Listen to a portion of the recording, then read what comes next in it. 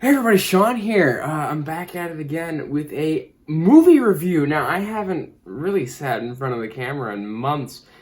I actually, kind of oddly enough, feel a little nervous about it. It's been so long. But, yeah, I've kind of been moving stuff around my room. I've gotten really involved with school.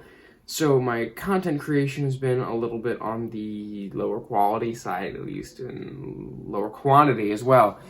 But I am proud to say that I feel like we are back. My desk is now on a completely different side of my room. And if you can tell, the background is no longer nearly, oh, I just bumped my camera there. The background is not nearly as cool as it used to be. I'll have to say the PC is here now instead of this side. And there's nothing really behind me besides the Imperial flag here. However, that is going to change. I'm decorating as we speak. So this should be a temporary kind of thing. But today we are going to be taking a look at Bullet Train. Now, Bullet Train is a film that was released late last year, I think, on Netflix and also in theaters simultaneously. It was directed by David Leach, who had also directed Deadpool 2 and has been involved in the production of all 4 John Wick films. Now, this film also stars Brad Pitt, probably most famously, but it also has Aaron Taylor-Johnson, who I absolutely love, Brian Tyree Henry, who I haven't seen in much, but I also absolutely love him, and Joey King, who I've barely seen in anything, but I really loved her performance in this movie. It has been a while since I've done a film review, so you might have to forgive me if this video ends up coming out a little sloppy. I am incredibly behind on my film reviews. I have so many that I want to do, and I haven't done them in so long. This movie came out in August, I think, and it is now February of 2023. So I am very, very behind on my video making. I apologize. So if this video appears rushed, I just want to get this out. I just want to show you guys what I think about this movie so I can get to the next ones. Now, Bullet Train takes place in Japan on, well, a bullet train, which for you, those who don't know, is just a really fast subway train. And basically the plot surrounds Brad Pitt's character, who's kind of like a mercenary. He describes himself as doing more snatch and grab jobs more than anything else. But the point is, he works. He's a mercenary, and he is given this job where he has to grab this briefcase. But on this train, there are like 10 other mercenaries with very similar goals to him. They get in the way one way or another. Either they're trying to get the briefcase, or they're trying to get him, or whatever. So he ends up on this train for the entire movie with like a bunch of other people who are either trying to kill him, or trying to get the briefcase, or somewhere in between. And it's just, a lot of these overarching stories just kind of come together at the end, and I think it was done really well. I loved it a lot. But I really did enjoy this movie. I think all of the jokes landed perfectly. I don't think any of the comedy felt forced. I don't think it ever ruined the tone of the rest of the movie. I know, especially like Marvel movies have an issue with that, kind of like juggling the tone and jokes at the same times.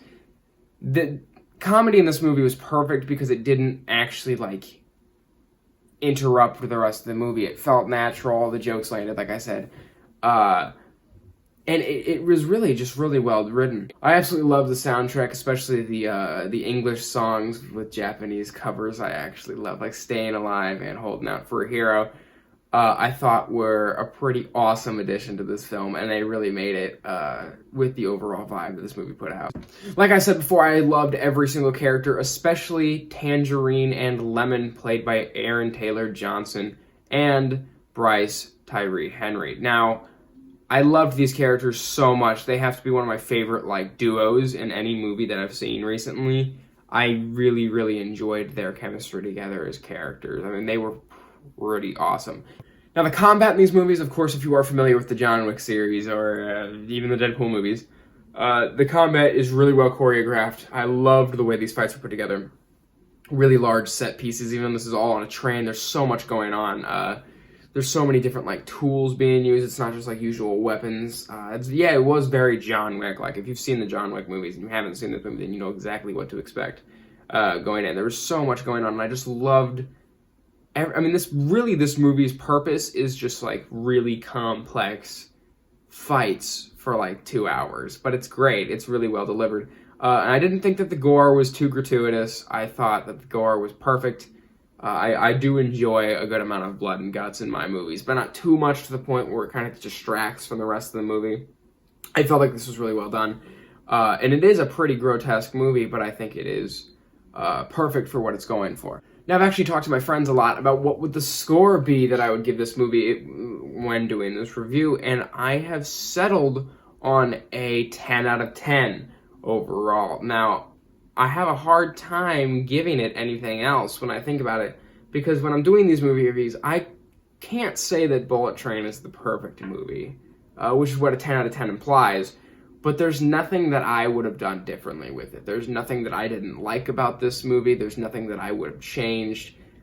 So for that reason, it gets a 10 out of 10. I was thinking a 9, maybe a 9.5, maybe even like an 8.5, but at the end of the day, I think a 10 out of 10 is the most fitting score in my opinion, for this film. Now, we aren't quite done with the review yet.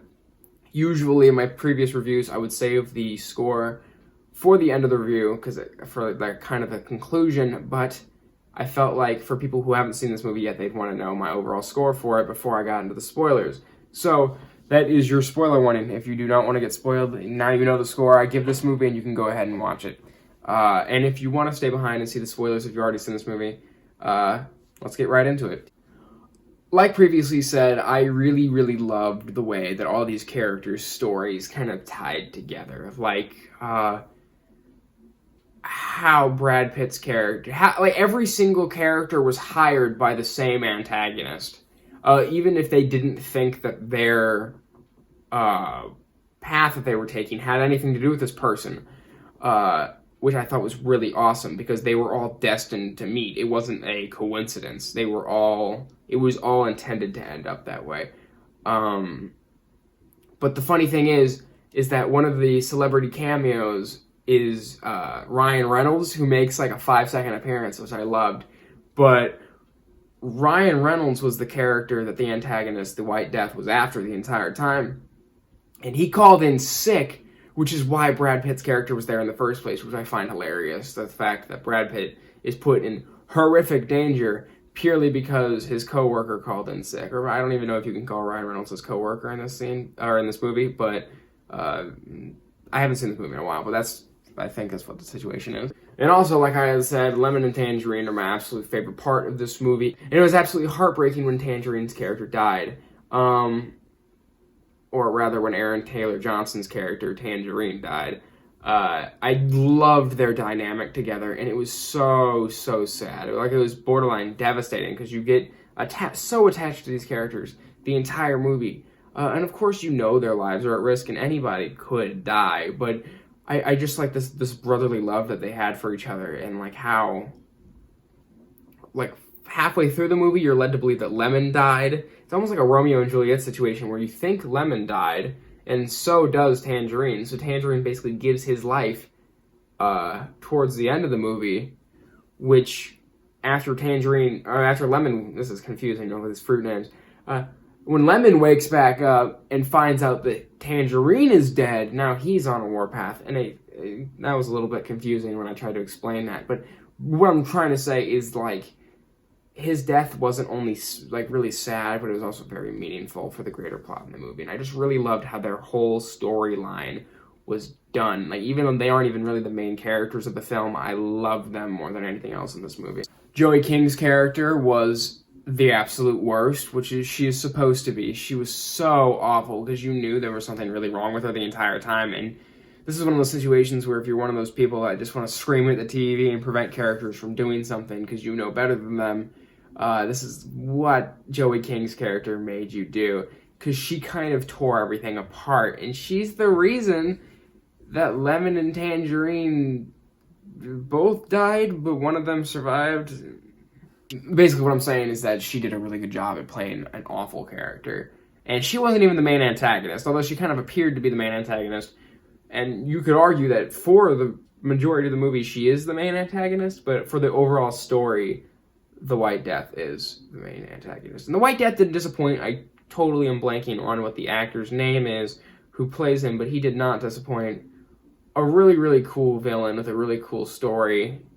And again, he had influence over every single character. He hired like every single character for his own purposes. I think he planned on killing all of them anyway. Hey, I am having a hard time remembering some parts of this movie, so it just gives me an excuse to rewatch it after I'm done with this review. But overall, that's all I really have to say about Bullet Train. I'm not quite sure how long this review was. I hope it wasn't too short, and I hope it wasn't too long.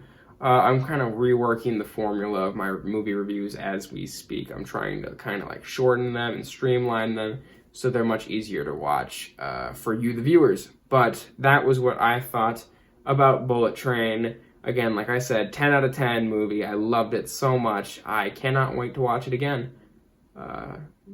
And thank you guys for watching. Again, I'm sorry for the sloppiness of this video. I can't apologize enough if this video ends up sucking, which I'm sure it will, but I will upload it anyway because I'm so behind on schedule. Thank you guys for watching. I'm Sean from Atomic Productions, and I will catch you guys in the next one, whatever that may be.